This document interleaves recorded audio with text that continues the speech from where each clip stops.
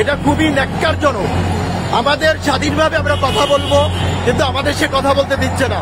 আমাদের ন্যায্য দাবি দাবার আদায়ে কোন ধরনের কর্মবাদ করছে না এই সরকার। এই সরকারটি কি করছে?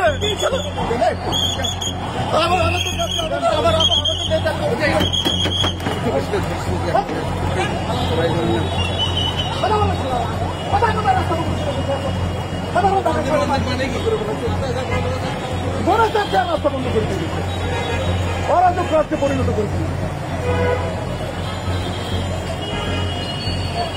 মনে চাচ্ছে আর রাস্তা বন্ধ করতে চলে আসতেছে। মোবাইল ওই জায়গায় স্যার, ওই প্রেস ক্লাবে পারমিশন ছাড়া বসতে পারবে না। বলো আপনি কি মানবিক দৃষ্টিকোণ থেকে আমাদের দিয়ে দেন? ওরা তো স্টিকার করতেছে।